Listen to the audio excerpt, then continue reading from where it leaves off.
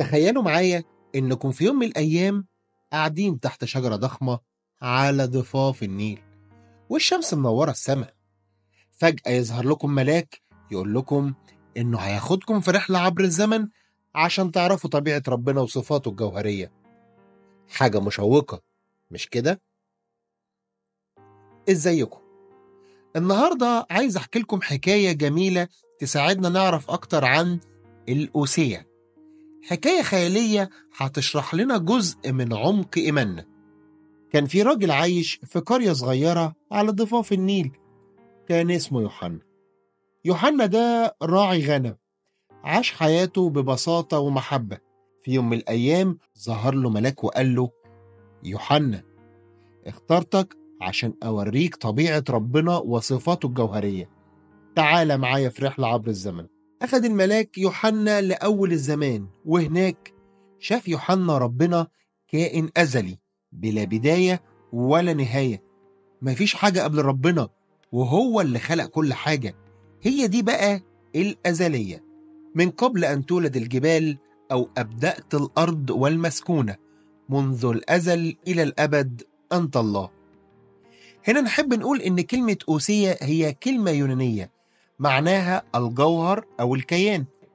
بنستخدمها في العقيدة علشان نوصف طبيعة الله الأساسية، يعني الحاجة اللي بتكون كيان ربنا وبتوصفه من غير تغيير. بعد كده نقلوا الملاك للحظة خلق الكون. شاف يوحنا إزاي ربنا خلق السماء والأرض بكلمة واحدة. فهم يوحنا إن ربنا هو الكلي القدرة، يقدر يعمل أي حاجة. بكلمة الرب صنعت السماوات، وبنسمة فيه كل جنودها. بعدين أخذ الملاك يوحنا لمشهد على جبل سينا لما ظهر ربنا لموسى واداله الوصايا العشرة. هنا حس يوحنا بقداسة ربنا أكتر وأكتر، وشاف إن ربنا هو القدوس النقي الخالي من كل خطية. كونوا قديسين لأني أنا قدوس. وفي لحظة مؤثرة نقل الملاك يوحنا لمشهد الصليب. شاف يسوع المسيح معلق على الصليب. شاف فادي البشرية بيقدم حب ملوش وصف. هنا بقى عرف يوحنا إن ربنا هو المحبة الحقيقية، محبة بلا حدود. الله محبة. وبعدين أخذ الملاك يوحنا لقاعة عرش ربنا، حيث كان الجالس على العرش محاط بالملايين من الملائكة. هنا بقى فهم يوحنا إن ربنا هو العليم بكل شيء، عارف كل اللي بيحصل واللي حصل واللي هيحصل. عظيمة هي أعمال الرب، مطلوبة لكل المسرورين بها. بعدها شاف يوحنا مشهد لنهر جاري، الناس بتيجي وتغسل نفسها في مية نقية. فهم يوحنا إن ربنا هو الرحيم، بيغفر الذنوب وبيستقبل كل تايب. الرب رحيم ورؤوف، طويل الروح وكثير الرحمة. أخيرا نقلوا الملاك لمشهد يوم الحساب، لما ربنا بيجازي فيه كل إنسان حسب أعماله.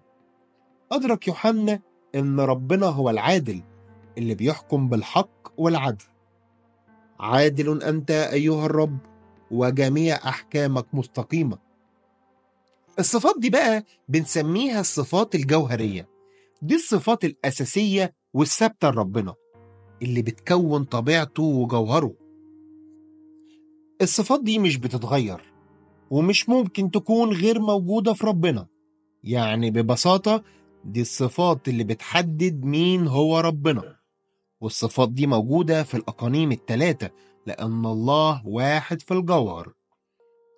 بعد الرحلة دي رجع يوحنا للقرية بتاعته مليان بفهم عميق لطبيعة ربنا. بدأ يوحنا يعيش حياته ويتعلم من الصفات دي، يحاول يكون قديس زي ما ربنا قدوس.